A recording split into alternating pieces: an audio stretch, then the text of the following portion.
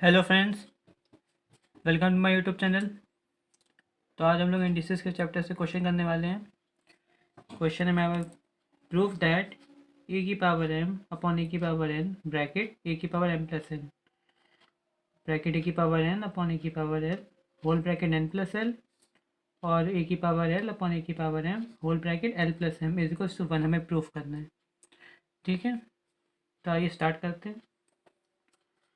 तो मैं एक बार क्वेश्चन दोबारा नोट कर देता हूँ। क्वेश्चन है आपका ए की पावर एम अपॉन ए की power n whole bracket m plus n, फिर ए की पावर एन अपॉन ए की power L whole bracket N plus L और ए की पावर एल अपॉन ए की power M whole bracket L plus m.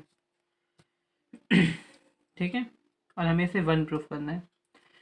तो जैसा कि आप जानते हैं, मैंने यहाँ पे लिखा नहीं है, मैं लिखना भूल गया। हम यहाँ पे LHS लेके चले हैं। ठीक है, LHS लेके चले हम लोग और हमें इक्वल टू 1 प्रूफ करना है। तो देखिए, एक प्रॉपर्टी होती है, आपको शायद मालूम होगी। प्रॉपर्टी होती है, मैं यहाँ पे कॉर्नर पे लिख दे रहा हूँ। ये देखिए, ए की पावर है अपॉन ए की पावर एन, इसको मैं ऐसे लिख सकता हूँ, ए की पावर एम माइनस एन की पावर एम प्लस एन। ठीक है, ये प्रॉपर्टी होती है। अगर ऊपर नीचे बेस सेम हो तो पावर सब्ट्रैक्ट हो जाती हैं। ठीक है, ये देखिए, ए की पावर एम अपॉन ए की पावर एन।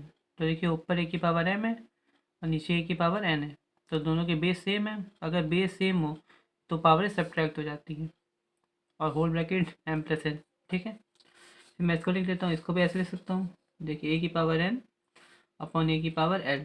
देखिए, दोनों के बेस सेम है। अगर बेस सेम है तो पावर सब्ट्रैक्ट हो जाएगी ऊपर नीचे। तो मैं इसको लिख सकता हूँ, ए की power n minus l whole bracket N plus l, है ना। अब देखिए, सेम यहाँ पे भी हो जाएगा। ऊपर नीचे बेस सेम है, ए की पावर एल, ए की पावर एम। देखिए, बेस सेम है, तो अगर ऊपर नीचे बेस सेम होते हैं तो पावर सब्ट्रैक्ट हो जाती हैं। तो ये हो जाएगा ए की पावर एल माइनस एम और ये हो जाएगा एल प्लस एम। ठीक है, अब देखिए, पावर के ऊपर पावर है, ए की पावर एम माइनस एन और उसकी whole power M plus n. देखिए, अगर पावर के ऊपर पावर हो तो पावर ही मल्टीप्लाई हो जाती हैं। तो मैं इसको ऐसे लिख सकता हूँ, ए की पावर एम माइनस एन और एम प्लस एन। ठीक है, देखिए यहाँ पे भी ए की पावर एन माइनस एल और एन प्लस एल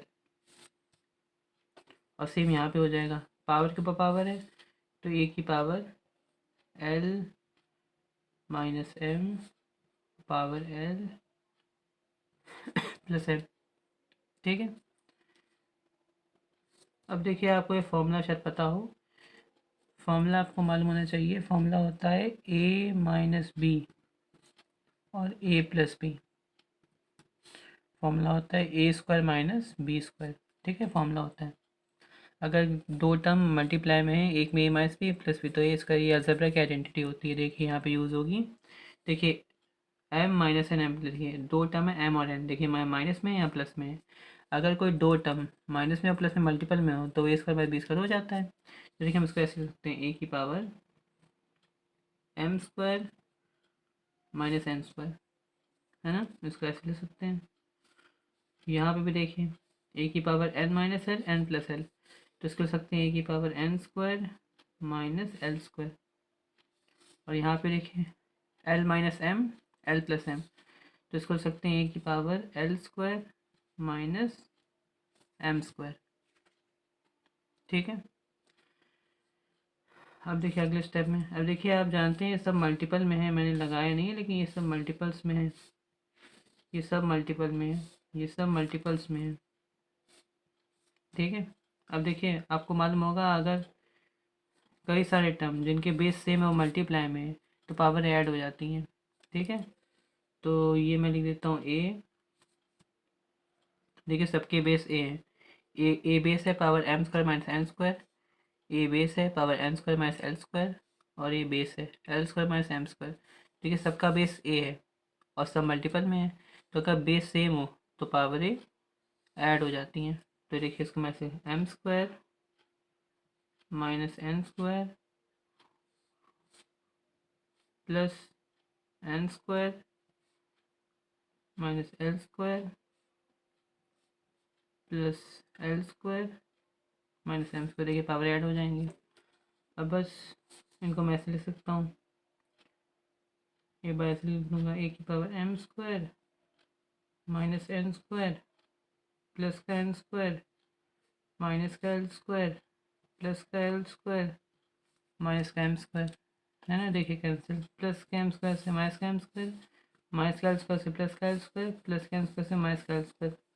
फाइनली कितना आ गया? फाइनली आपका आ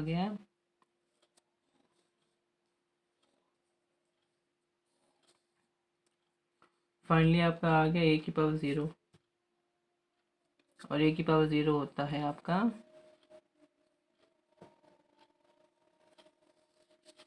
ए की पावर ज़ीरो कितना होता है? ए की पावर ज़ीरो होता है 1। किसी की पावर ज़ीरो वैल्यू कितनी होती है? 1 होती है। तो बस हमारा देखिए क्वेश्चन ख़त्म हो गया। हम इसको लिख सकते हैं बाद में। देखिए हमारा क्या आ गया? 1 आ गया।